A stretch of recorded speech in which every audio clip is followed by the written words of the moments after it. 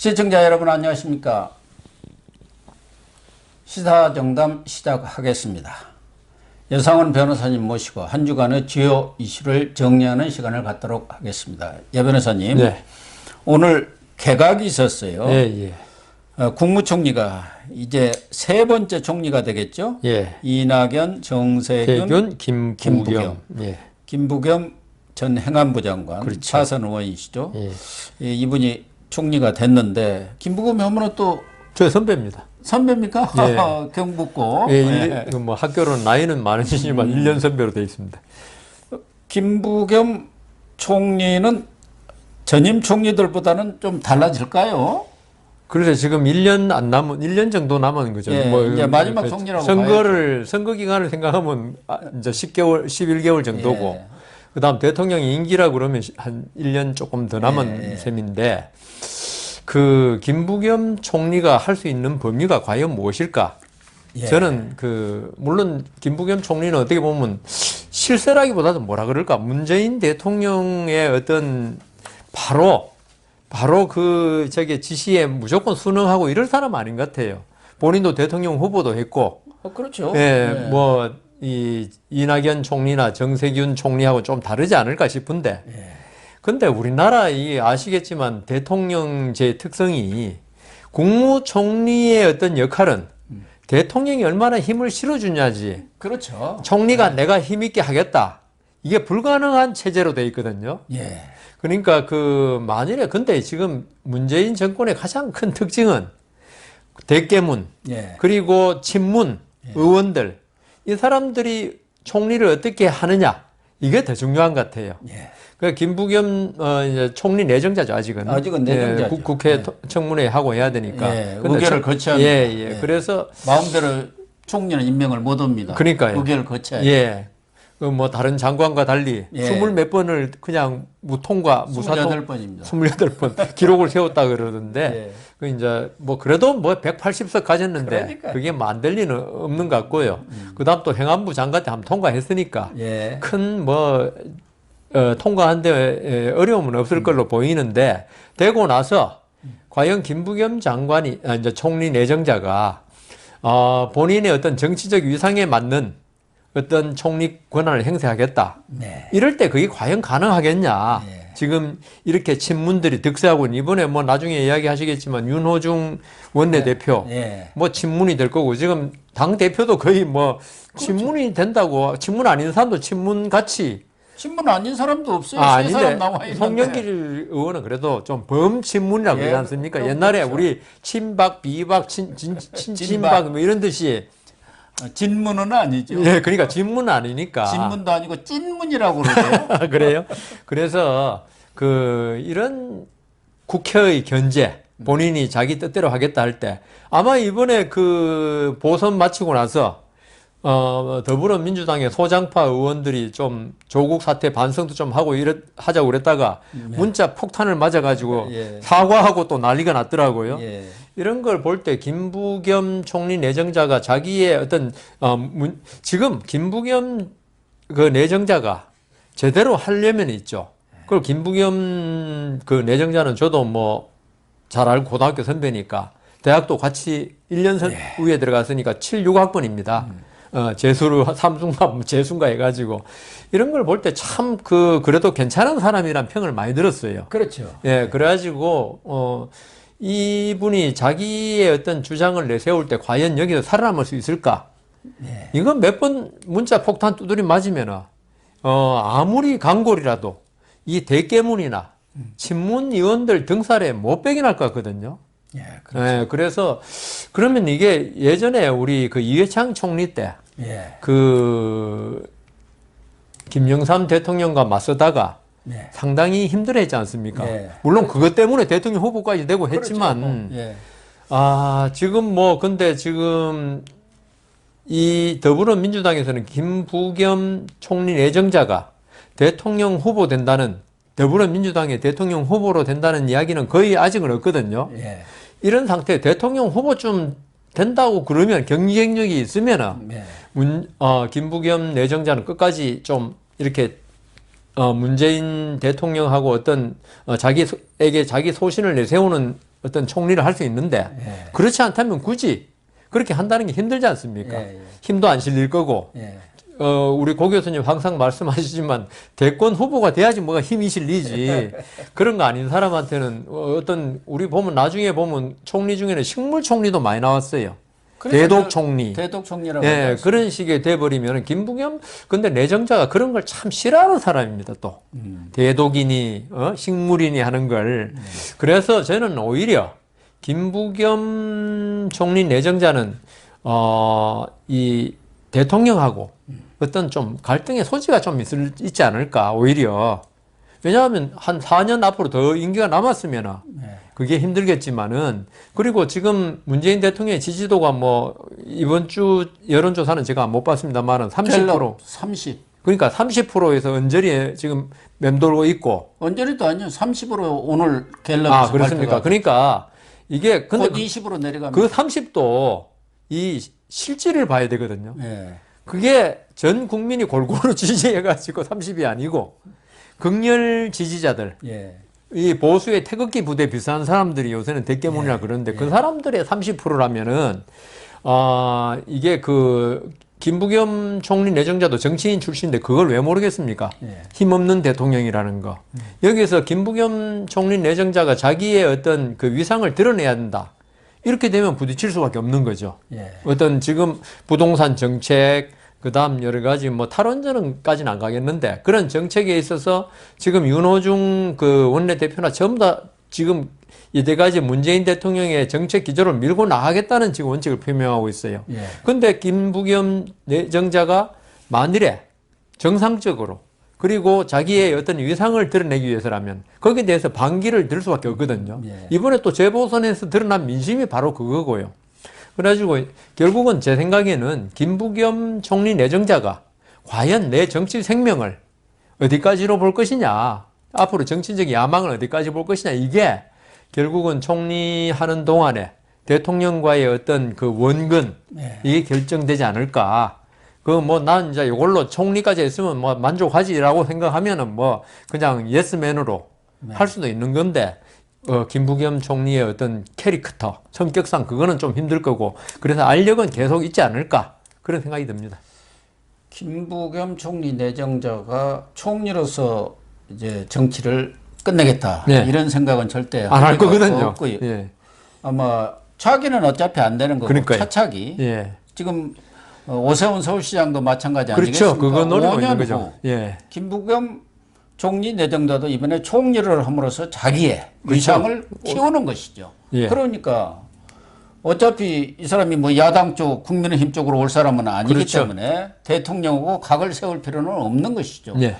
뭐 차별화해갖고 득이 될 게 없지 않습니까? 내년에 당장 대선에 나간다면 또 그렇게 전략적으로 할 수도 있는데, 문재인 대통령이 김부겸 이 전 행안부 장관을 총리로 지명한 것은 내년 대선에서 영남권을 생각해야 하니까 그동안 두 사람 다 호남 총리를 했단 말이에요. 그리고 김부겸 총리 내정자는 누가 보더라도 지역구도 타파를 위해서 자기 희생을 한 사람이고, 물론 뭐 민주화운동을 진짜 이 사람은 한 사람입니다. 저 운동권들처럼 그렇죠. 가짜 운동권 아니죠. 무슨 반미 운동권 한 사람이 아니고, 거기다가 상당히 온건 합리적인 이미지를 갖고 있잖아요. 그렇기 때문에 문재인 대통령도 김부겸을 선택한 것 아니겠습니까? 더군다나 내년에 대선이 있기 때문에 정치를 아는 총리가 있어가지고 노련한 사람이니까 또 쓱쓱쓱 도와주면서도 태 안 나게 잘 해나갈 사람이고. 그러니까 그 말씀대로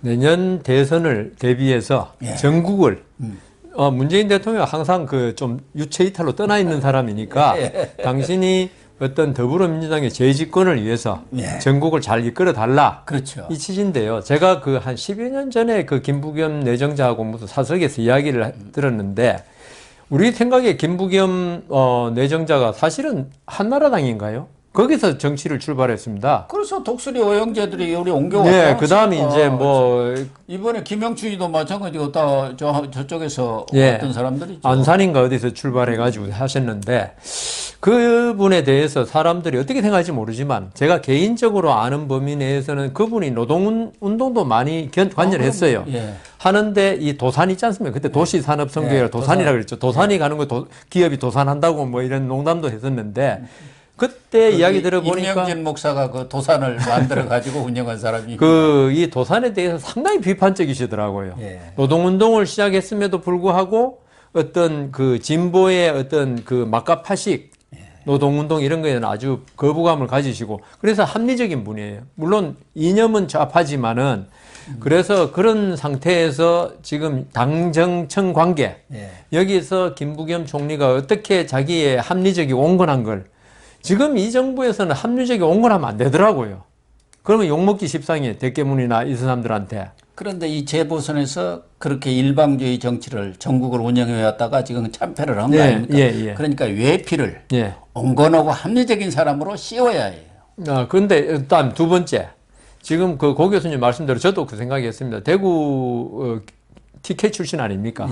TK 출신이지만 뭐 여러 가지 야권에 몸담아가지고 지역구도 타파하겠다고 여러 가지 대구에서 더불어민주당으로 국회의원 출마해가지고 지난 20대 이번이 21대죠. 예, 20대 당선됐죠. 혼자서 그 아파트 벽 보고 연설하는 거 유명한 그런 그 에피소드도 있는데 그런데 있죠. 지금 경남하고 경북 정서가 다르더라고요. 이 경북에서는 지금 대구에서는 김부겸 총리에 대한 어떤 배신감을 일반 시민들은 많이 가지고 있어요.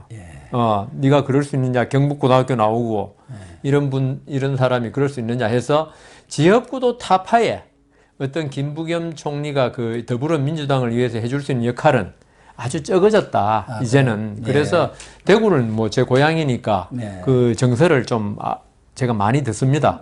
그 일반 시민들의 어떤 김부겸, 유승민 의원이 얼마나 욕을 먹는데 김부겸 내정자는 그저보다 훨씬 더 많은 대구 시민들에게 보수적이겠죠. 물론 보수적인 사람한테 배신감을 많이 주고 있거든요. 그래서 그 이 지역구도 타파, 그 다음 TK의 어떤 지지 얻는 데는 큰 역할은 못할 것이다. 그런 생각이 듭니다. 다만 뭐 김부겸 총리 내정자뿐만 아니라 청와대도 간판을 바꿨습니다. 이제 당정 관계라든가 이런 것에 가장 전면에 선 사람이 정무수석 아니겠습니까? 네, 그렇죠. 이철이 그동안 최재성. 여기는 상당히 강성 친문이죠. 근데 이철이 전 의원이죠.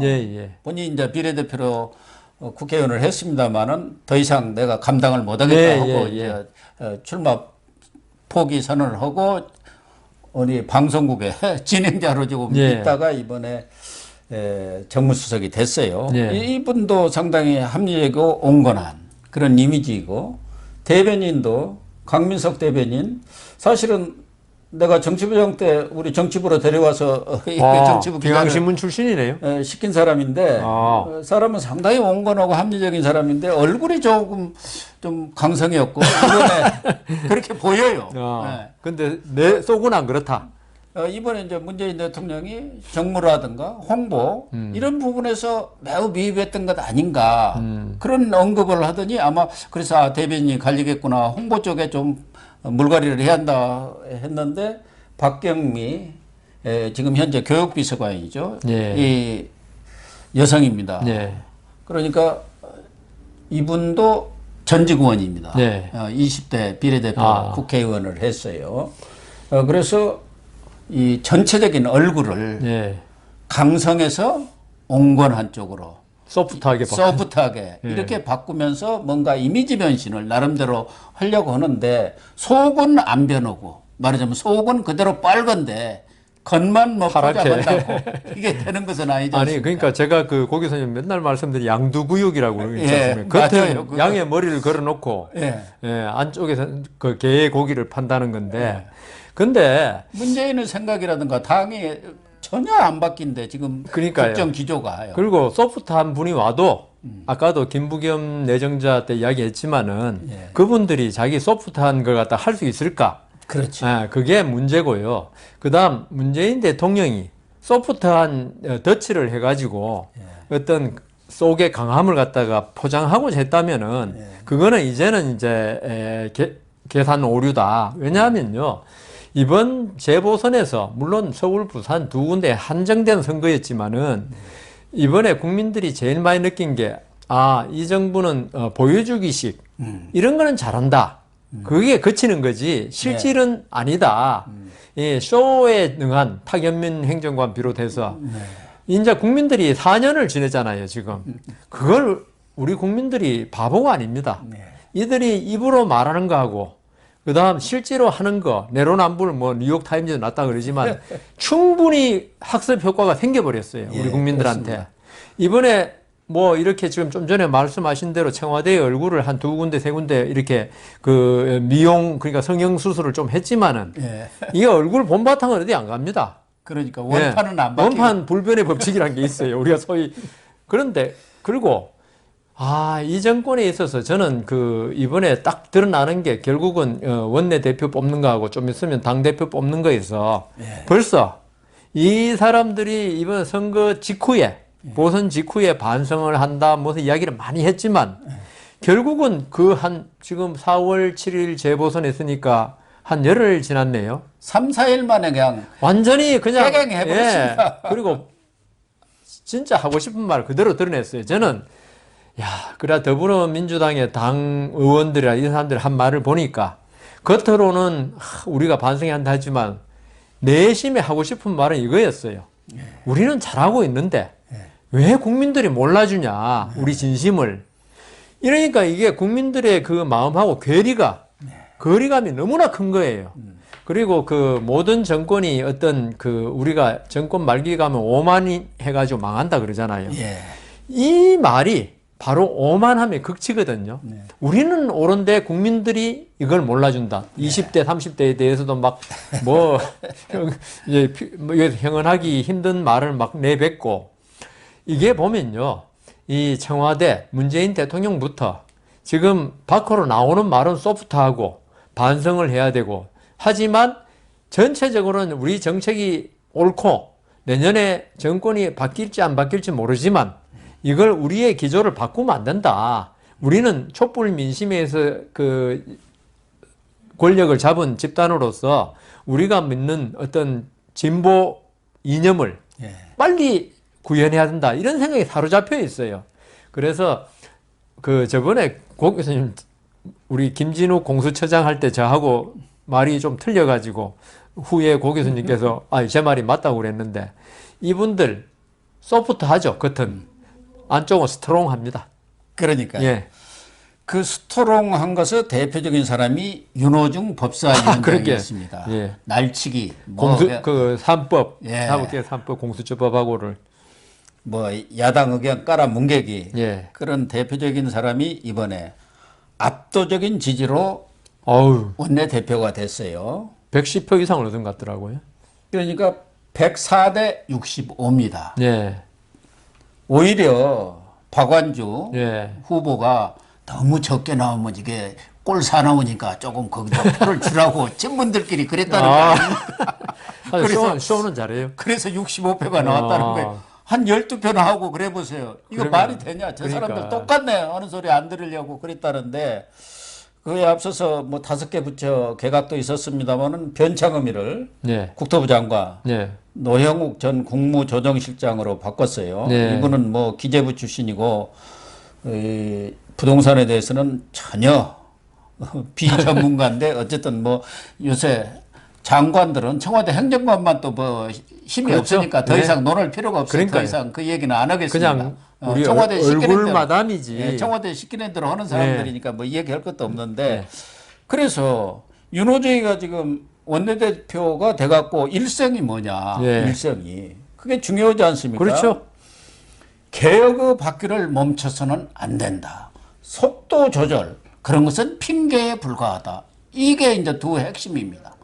그러니까 개혁의 바퀴, 검찰개혁, 언론개혁 지금 때려 부셔야지 이때 개혁을 안 하고 언제 개혁하느냐 이런 얘기고 거기에 전에 중수청 가지고 일부 속도 조절론이 있었지 않습니까? 특히 언론개혁이라든가 이런 부분은 좀 신중하게 다뤄. 이런 거 필요 없다. 이렇게 나오는 사람이 또 이제 원내 사령탑이 됐어요.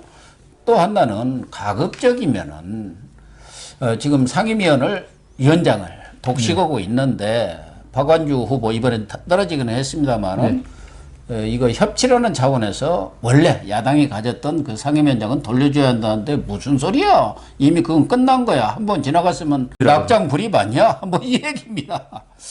그러니 뭐 간판을 아까 뭐 여 변호사님 말씀하신 대로 김부겸이든 대변인을 박경미로 바꾸든 정무수석을 이철이로 바꾸든 무슨 소용이 있겠습니까? 더군다나 힘은 이제 당에 있는 거 아닙니까? 그러게. 예.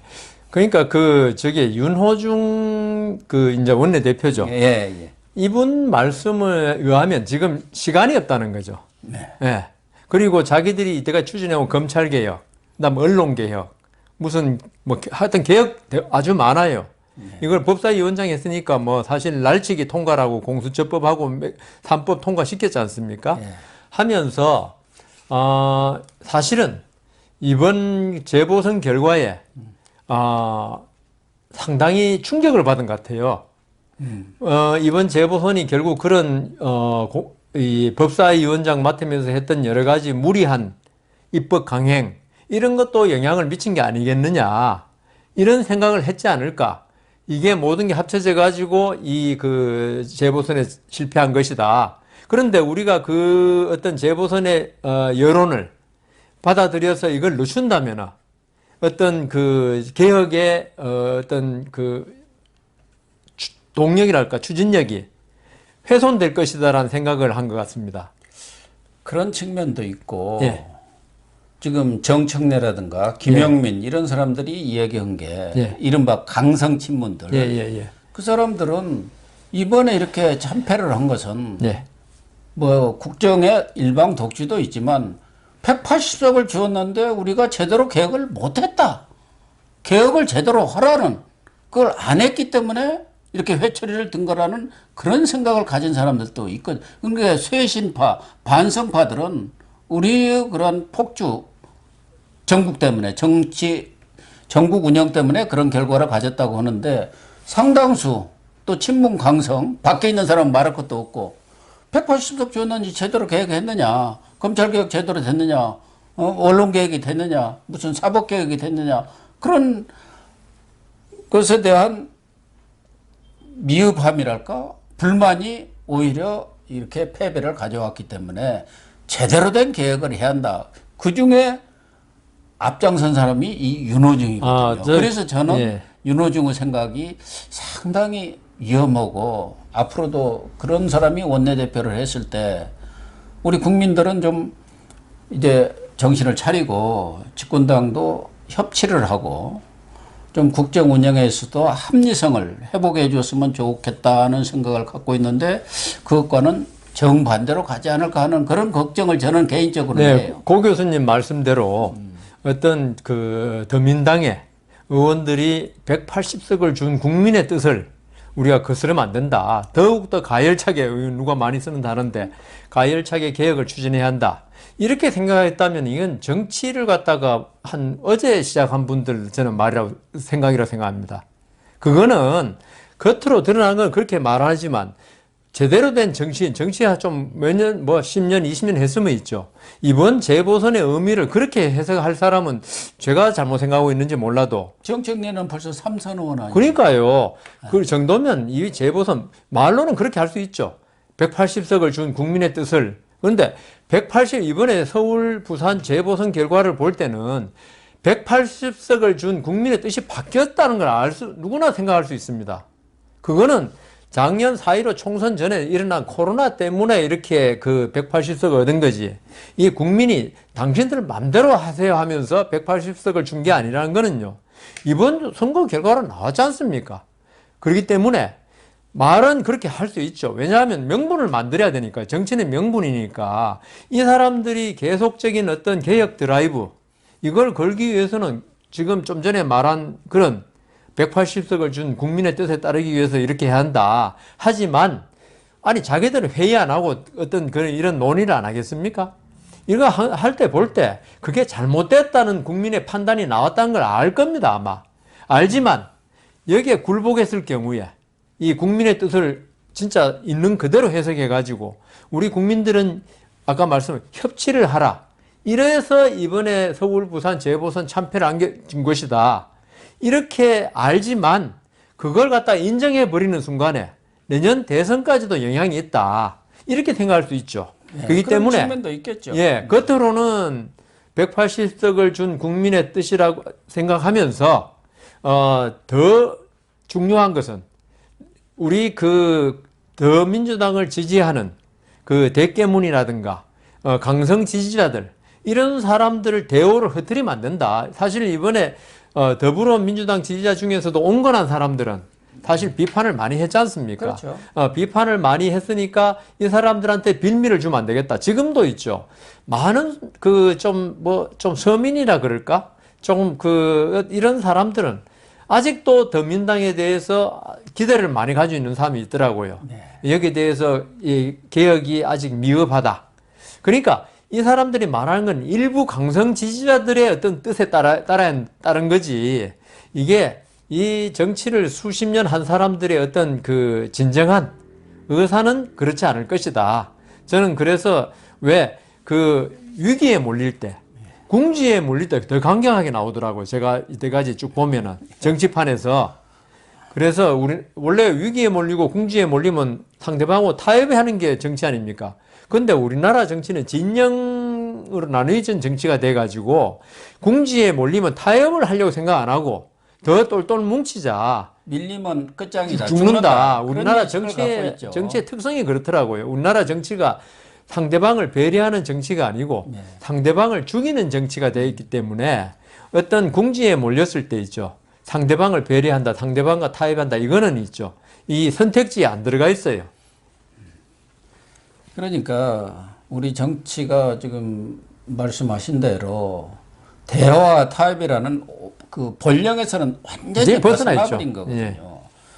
예. 그래서 또 자기들의 그 틀에 갇혀 있으면 민주당이라는 그 틀 그렇죠. 속에 있으면은 밖에 있는 사람은 다 아는데 그쪽에 또 강성 쪽에 지지를 하고 있는 사람이라든가 그런 사람들은 또 다른 생각을 하고 있어요. 그러니까 그건 맞네요. 그게 제일 문제. 고 교수님 말씀대로 지금 강력한 개혁 드라이브를 외치는 사람들은 생각이 오로지 그 대깨문들의 지지를 얻을 수 있는 그런 그것만 생각하는 거죠. 아니 문재인 대통령도 이거 모르겠습니까? 민심이 어떻다. 그러니까요. 그런데 이 4.7 재보선 하고 나서 2줄짜리 그 딱 내놓고 국정 기조는 그대로 그렇게 하고 있다 이 말이에요. 왜 그러냐? 그렇지 않으면 우리 지지층이 완전 분열해 버리고 그렇게 될 경우 내년에 노무현을 폐족된다. 폐족된다. 그런 강박관념을 갖고 있거든요. 그러니까 이제 결론적으로 고 교수님 말씀대로 어떤 그 강성 지지자들 원래 이게 세상 모든 이치가 한번 강성이 되면 있죠. 계속 강함으로밖에 안 가더라고요. 그런 면이 있을 수 있고 아까 제가 말씀드린 거는 알면서도 또 그럴 수도 있다. 전략적으로도 전략적 선택일 수도 있다. 선택을 할 수도 있죠. 그러니까 두 가지 다 가능한데 과연 만일 후자라면 좀 다행인데 전자라면 우리가 이게 자전거가 왜 안 쓰러지려면 계속 페달을 열심히 밟아야 되거든요. 그러니까 이 사람들 생각에 우리 개혁이란 자전거를 넘어뜨리지 않기 위해서는 계속 오히려 더 열심히 밟아야 된다. 이런 생각이라면요. 그런 과속 폭주 자전거는 있죠. 아주 위험하거든요. 그래서 전자라면 고 교수님 견해에 따르면 이건 더 위험한 거죠. 우리가 지금 1년밖에 안 남았. 그걸 저는 걱정 안 해요. 1년밖에 안 남았다 하지만은 어떤 이 전국을 망쳐놓으면 그걸 회복한 데는 엄청난 시간과 노력이 들거든요. 그래서 고 교수님 말씀 듣고 나면 걱정이 너무 많이 되는데요. 어쨌든 윤호중 이제 원내대표가 됐고 국무총리 또 청와대 정무수석 대변인 온건한 이미지로 이렇게 포장은 됐죠. 포장을 했는데 과연 우리 국민들이 4.7 표심에서 나타난 그런 민의를 제대로 좀 수용을 해가지고 제대로 된 그런 정치를 해야 할 텐데 실질적으로 돌아가는 상황을 보면은 반대로 가고 있습니다. 반대로 가고 있어요.